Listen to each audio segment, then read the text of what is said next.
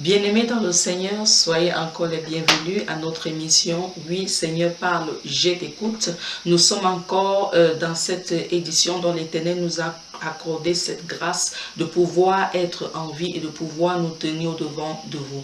L'équipe et moi, vraiment, nous vous disons grandement merci pour votre soutien, pour votre support, le support dans le sens moral, psychologique, dans la prière et même financier. Nous vous disons grandement merci dans le nom du Seigneur Jésus-Christ, notre Dieu. Nous allons en fait continuer la série dont nous sommes en train de voir qui parle de la récompense. Nous allons finir avec cette série à la fin de ce mois d'août et le Seigneur notre Dieu nous donnera encore vraiment l'inspiration qu'il a prévue pour le mois de septembre. Cependant, je veux tout simplement encore nous inviter, mes frères et sœurs qui m'écoutent partout, à repartir dans des passages bibliques que nous avons vus et de les reméditer et de les relire. Et surtout, soyons les pratiquants de la parole de Dieu parce que nous ne voulons pas être des disciples qui écoutent seulement mais qui dorment avec la parole. La pratique de la parole, en réalité, fait de nous des personnes sérieuses devant le Seigneur, et la pratique de la parole surtout nous mène à la croissance, alléluia, au développement. Alors sur ce, je vais prier et puis nous allons écouter un peu de musique et nous disons tantôt le Seigneur seul est glorifié parce que c'est lui qui nous donne le privilège vraiment de pouvoir nous exprimer au devant de lui. Nous prions. Seigneur notre Dieu, notre roi, béni sois-tu car il n'y a point ton pareil. Dans les cieux comme sur la terre, dans les profondeurs de l'abîme, tu es le seul véritable Dieu, Seigneur. Tu es le seul Dieu qui n'est pas fabriqué par des mains des hommes, Seigneur. Tu es le seul Dieu, ô Père éternel, dont ton règne demeure éternellement et à perpétuité. Seigneur, ton trône n'a point de fin, ô Père éternel. C'est pourquoi nous savons que tu es le Dieu très haut. Merci pour le privilège que tu nous as fait de te connaître comme Dieu, de te connaître comme l'Éternel, de te connaître comme un Père. Oui, tu es celui-là, Papa, qui prend tous les rôles. Tu es notre source. C'est pourquoi en toi nous trouvons un refuge, ô Père, au nom de Jésus-Christ. Seigneur, nous voici au devant de toi, Papa. Nous te supplions, ô Majesté, mon roi, ouvre tes entrailles, Papa, de la connaissance. Donne-nous, Seigneur, Majesté, mon roi, de concevoir ce qui est de toi, Papa, et afin que nous puissions produire des fruits dignes, Papa, d'être tes enfants au nom de Jésus-Christ. Que cette parole, Papa, brise en nous, Seigneur, les attitudes du monde, détruise en nous, Seigneur, Majesté, les attitudes mortelles. Que nous quittons, Papa, mon roi, mon Père, de l'étape, oh mon Dieu, mon roi, des morts, Papa, quoique vivants, mais que nous entrons dans l'état, Papa, de la vie et que nous manifestons la résurrection en Christ au nom de Jésus. Seigneur, nous nous opposons, Papa, à toute forme d'opposition parce que tu as dit, tu nous as donné le pouvoir de marcher sur les serpents et les scorpions et sur toute la puissance de l'ennemi, rien ne pourra nous nuire. Alors maintenant, Papa, par ta parole, nous marchons sur tous les serpents, nous marchons sur tous les scorpions. Nous déclarons, Papa, mon roi, tout esprit démoniaque de nuisance, nous les voyons dans les abîmes, nous les chassons au nom de Jésus-Christ et nous proclamons, Seigneur, que la paix, de la tranquillité, l'esprit, Seigneur, Majesté, mon roi, de la révélation, Papa, se manifeste au nom de Jésus-Christ de Nazareth. Nous crions à toi, Seigneur, mon Dieu, que l'activité des anges, maintenant au Père, que ce soit dans la dimension céleste, dans la dimension terrestre, pour ta seule gloire, Seigneur Jésus, débouche nos oreilles au Père éternel, mon roi, et donne-nous de t'écouter, Seigneur, Majesté, et d'être attentif par la puissance du nom de Jésus-Christ de Nazareth. Amen. Alléluia. Que notre Dieu soit glorifié. Le Seigneur m'a guidé dans un... Nous connaissons cette musique. Alléluia. C'est notre sœur Déborah que nous connaissons bien. Tout le monde connaît Déborah Lukalou. Amen. Avec ma vie, je dis non. Je libère les songes contre toi. Je dis non, je dis non, je dis non, non, non. Va-t'en dans les arides, je dis non. Avec ma famille, je dis non. Je lui parle le sang Jésus contre toi. Je dis non, je dis non, je dis non, non. Il faut dire non aux œuvres des ténèbres dans ta famille. Alléluia. Satan.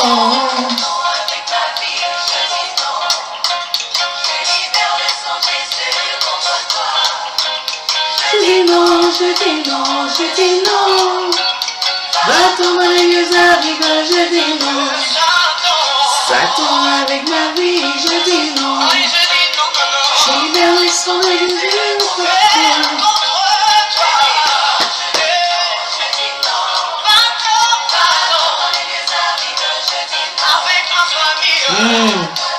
Dis, tu n'auras pas ma famille, Satan. Tu n'auras pas ma famille. Je proclame que le sang de l'agneau a coulé depuis pour eux. Le sang de Jésus a coulé afin que ma famille soit préservée, protégée. Tu ne mourras pas au nom de Jésus. Parce que Jésus a été donné.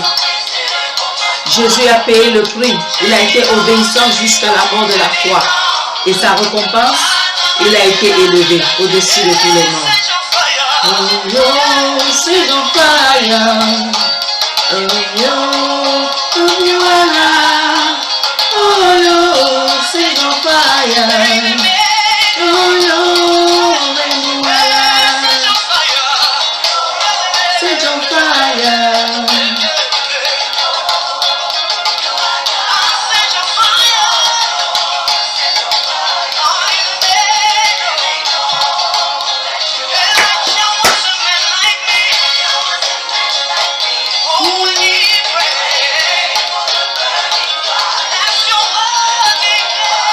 Alléluia. Notre Dieu règne, notre Dieu règne, notre Dieu règne d'éternité en éternité.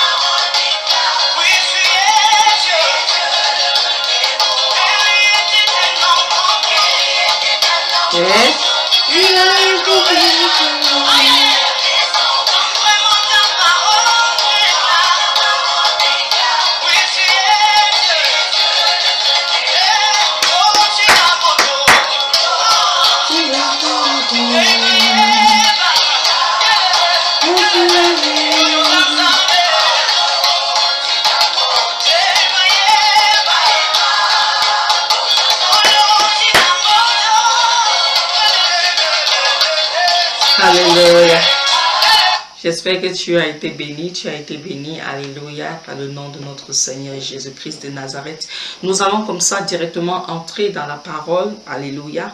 Je te supplie d'ouvrir ton cœur, amen, de laisser que le Saint-Esprit te rende ministère et que le Seigneur, par sa miséricorde, t'amène dans les hauteurs et les profondeurs dont il a prévu par sa grâce infinie. Nous allons comme ça entrer dans Luc 10. Et dans Luc 15, autant pour moi, nous allons lire une histoire que communément nous tous nous avons déjà entendu parler de cette histoire. Mais comme le Saint-Esprit connaît toujours comment nous amener dans des nouveautés, il est toujours en train de nous faire boire.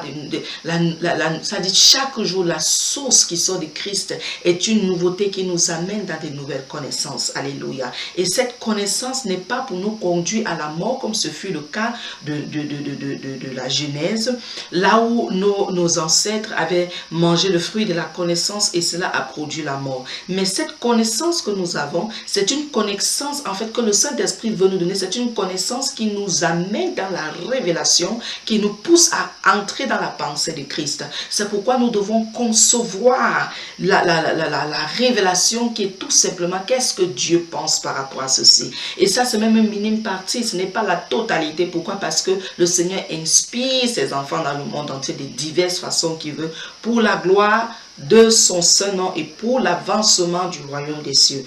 Amen. Alors sans tarder, nous allons comme ça prendre la parole dans Luc 15. Nous allons commencer à partir du verset 11. N'oublions pas, nous sommes en train comme ça de parler de la récompense. Nous avons eu à nous balader, à entrer dans Matthieu 5, qui est en fait notre référence phare, d'où Jésus-Christ nous a parlé des béatitudes. Nous avons tellement parlé de ça et de ce que ça signifiait, où est-ce que le Seigneur Jésus est en train de nous amener. Aujourd'hui, nous allons voir encore un autre type de récompense. Alléluia. Parce que le but, c'est que le Saint-Esprit veut nous amener à prendre au sérieux notre marche spirituelle avec le Seigneur. Lorsqu'il y a conscientisation, il y a plus du sérieux. Quand nous voyons quelqu'un être conscient que je m'en vais à l'école parce que je veux m'assurer un avenir meilleur, bien que ce soit entre parenthèses parce que seul Christ connaît comment l'avenir est meilleur, mais on encourage beaucoup de personnes. Tu as l'opportunité d'aller à l'école, va à l'école, entraîne-toi, fais ce qu'il faut pour la gloire de notre Dieu, parce que tu ne sais jamais, peut-être demain tu es le futur président d'une nation, peut-être le futur directeur d'une nouvelle entreprise que le Seigneur voudrait que tu ouvres. Alors prends au sérieux ce que tu fais. Nous savons que chaque fois qu'il y a du sérieux, il y a aussi le sacrifice. Quand quelqu'un est sérieux dans ce qu'il fait, il paye le prix. Il paye le prix par son temps, il paye le prix par son énergie, il paye le prix par sa force, il paye le prix par son argent. Alors, le fait que nous soyons conscients du fait que nous servons le Seigneur, nous appartenons à Dieu, nous faisons les choses pour le royaume des cieux, ça nous amène aussi à prendre au sérieux notre marche spirituelle avec le Seigneur, parce que c'est ça que nous devons mettre en tête. Du moment où nous sommes sérieux avec ce que nous faisons, nous allons voir que le Seigneur notre Dieu, il est celui qui récompense. Alors, la Bible nous dit maintenant dans Luc 15 à partir du verset 11, il dit encore, un homme avec 2 fils, le plus jeune dit à son père, mon père, donne-moi la part de l'héritage qui doit me revenir. Le père le partagea alors ses biens. Peu de jours après, le plus jeune fils ramassa tout et partit pour un pays éloigné, et il gaspilla sa fortune en vivant dans la débauche. Alors qu'il avait tout dépensé, une importante famine survint dans le pays et il commença à se trouver dans le besoin. Il alla se mettre au service d'un des habitants du pays, qui l'envoya dans ses champs garder les porcs. Il aurait bien voulu se nourrir des caroubes que mangeaient les porcs, mais personne ne lui en donnait. Il se mit à réfléchir et dit, combien d'ouvriers chez mon père ont du pain en abondance et moi, ici, je meurs de faim? Je vais retourner vers mon père et je lui dirai, Père, j'ai péché contre le ciel et contre toi. Je ne suis pas digne d'être appelé ton fils. Traite-moi comme l'un de tes ouvriers. Il se leva et alla vers son père. Alors qu'il était encore loin, son père le vit et fut rempli de compassion. Il courut se jeter à son cou et l'embrassa. Le fils lui dit, Père, j'ai péché contre le ciel et contre toi. Je ne suis plus digne d'être appelé ton fils. Mais le père dit à ses serviteurs, apportez vite le plus beau vêtement et mettez-le lui. Passez-lui un anneau au doigt et mettez-lui des sandales aux pieds. Amenez le veau qu'on a engraissé et tuez-le. Mangeons et réjouissons-nous, car mon fils que voici était mort et il est revenu à la vie. Il était perdu et il est retrouvé. Et il commençait à faire la fête. Je vais d'abord m'arrêter là. Amen. Que notre Seigneur soit glorifié et que le Seigneur notre Dieu nous accorde la grâce de pouvoir percer les mystères de sa parole. Alors, la parole de Dieu ici est en train de nous présenter une scène familiale. Alléluia. Dans une scène familiale. Voilà pourquoi j'ai mis la musique de notre sœur Déborah qui dit « Avec ma famille, je dis non ». Et c'est le temps pour nous aussi pour que nous disons « Avec ma famille, je dis non ». Satan, avec ma vie, je dis non. Pourquoi? Parce que nous sommes à une période tellement sensible de notre vie. Nul ne connaît son dernier jour. Nul ne sait pas quels sont les nombres d'années que l'Éternel avait préparés pour lui. Nul ne sait. Ça peut être maintenant, ça peut être demain, ça peut être dans 100 ans, ça peut être dans 10 ans. Nul ne sait l'heure ni le jour. Alors c'est pourquoi il est mieux pour nous de nous préparer.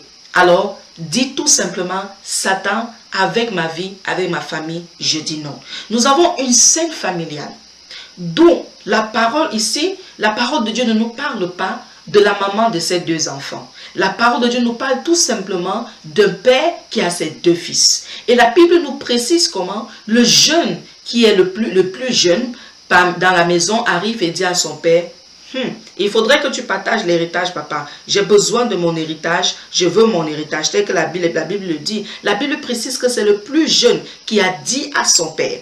Celui qui n'a pas encore de maturité. Celui qui n'a pas encore assez de connaissances requises pour pouvoir tenir avec des responsabilités. Mais il dit à son père, donne-moi la part de l'héritage qui doit me revenir.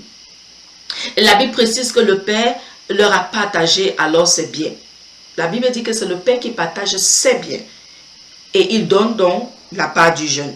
Il partage ses biens. Et la Bible dit que peu de jours après, le plus jeune, il a ramassé tout. Il est parti pour un pays éloigné où il a gaspillé sa fortune en vivant dans la débauche. Ok.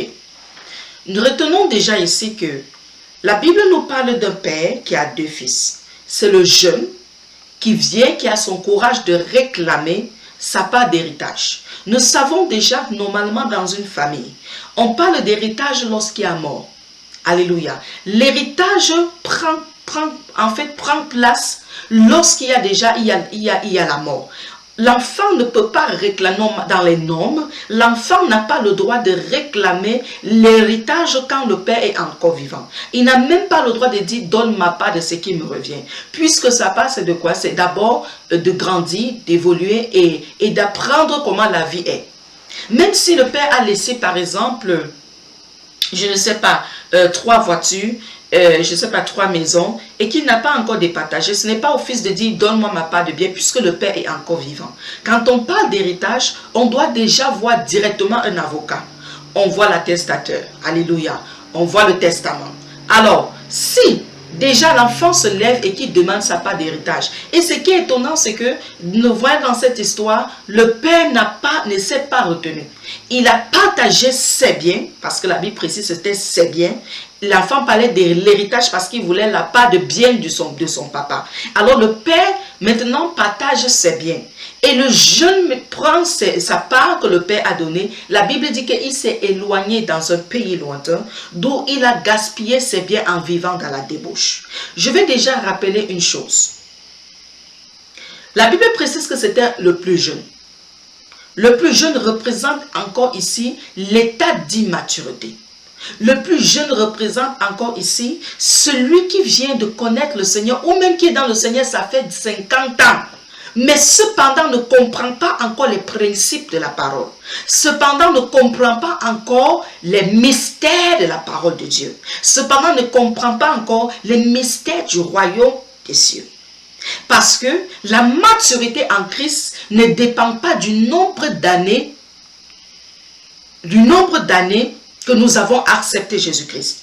Si tu es dans le Seigneur, ça fait 50 ans, cela ne garantit pas ta maturité. Si je suis dans le Seigneur, ça fait 20 ans, cela ne garantit pas ma maturité. Parce que la maturité spirituelle n'est pas déterminée au nombre d'années, mais la maturité spirituelle est déterminée tout simplement à l'attitude dans laquelle Dieu te voit au-devant de lui. C'est Dieu qui détermine. Alléluia. Et maintenant, les hommes ou alors les situations auxquelles tu fais face et la façon dont tu réagis devant les situations démontrent ta maturité. Et spirituellement même, le Seigneur lui-même va te montrer. Il va t'éclaircir. Dans le spirituel, le Seigneur va te montrer à quel niveau tu es. N'oublions pas une chose. La vie physique que nous vivons a été tirée en fait de l'exemple du spirituel. Tout ce qui existe physiquement est venu du spirituel. J'ai toujours eu à dire, si nous voyons que quelqu'un par exemple est un menuisier, le menuisier s'est servi tout simplement de l'arbre pour pouvoir façonner le banc ou la table. Alors, il n'a rien qu'il a créé. Il n'a rien créé. Il s'est tout simplement servi de ce qui existe que Dieu a fait pour pouvoir fabriquer ce qu'il doit fabriquer. Alors, toute intelligence et toute sagesse ne viennent que de notre Père Tout-Puissant. Ça vient de lui. C'est pourquoi nous devons toujours même être humbles et donner seulement la gloire à notre Dieu. Alors, qu'est-ce que j'étais en train de vouloir exprimer? Ce que je veux tout simplement dire ici, c'est que le Seigneur, dans le règne spirituel, il faut checker tes songes. Check tes songes, vérifie les songes, vérifie comment tu es. Le Seigneur se rassure toujours à nous montrer la maturité spirituelle. Maintenant, ce n'est pas aussi parce que les gens sont sous notre responsabilité qui démontrent que nous sommes matures. Nous pouvons avoir des personnes sous notre responsabilité, cependant les gérer de façon très très mal. Alléluia. On peut avoir une responsabilité. Cependant, la responsabilité que nous avons, nous ne prenons pas encore, ou alors nous ne marchons pas, nous ne fonctionnons pas dans cette responsabilité selon les principes de Dieu. C'est pourquoi ce n'est pas parce que j'ai des gens qui me sont soumis, ou alors ce n'est pas parce que, je ne sais pas, j'ai une société où j'ai beaucoup d'employés qui montrent que je suis mature. Non. La maturité spirituelle n'est pas comme la maturité physique. Je peux être un boss physiquement. J'ai une entreprise, j'ai des employés, je suis respecté. Mais cependant, les gens vont voir que je suis grand. On appelle boss, oui. Mais même dans le spirituel, je peux avoir des personnes qui sont sous ma responsabilité. Mais cependant, n'oublions pas, tant que je ne marche pas dans les principes du Seigneur, il y a encore des choses à travailler. Alléluia. Cela ne détermine pas toujours la maturité. Alors nous voyons ici, la Bible ne parle pas que c'était des étrangers. C'est 2 fils. Alors si toi tu as déjà reçu le Seigneur Jésus peut-être peut parler de toi ou de moi. Nous sommes tous les enfants de Dieu. Nous avons été appelés par le Seigneur. Par sa miséricorde, il nous a permis de connaître Jésus. Jésus nous a rencontrés, nous avons accepté sa demande en mariage, nous avons accepté de recevoir la parole telle que Jean 1,12 nous le dit. Et la Bible dit, ce n'est pas de la volonté de la chair ni du sang, mais c'est de Dieu. Ça veut dire que nous sommes enfants de Dieu. Alors, le Père ici représente Dieu dans cette histoire. Les 2 fils représentent tout simplement les 2 types de chrétiens, ou je dirais encore des disciples dans le Seigneur. Ça représente ces 2 types. L'un est depuis dans le Seigneur, l'autre vient d'arriver et ne comprend pas encore, ne connaît pas encore comment gérer les choses. Alors le jeune maintenant, qui se précipite à demander son héritage à Dieu, est celui-là qui vient au Seigneur et la plupart du temps, qui réclame beaucoup les choses physiques. Alléluia.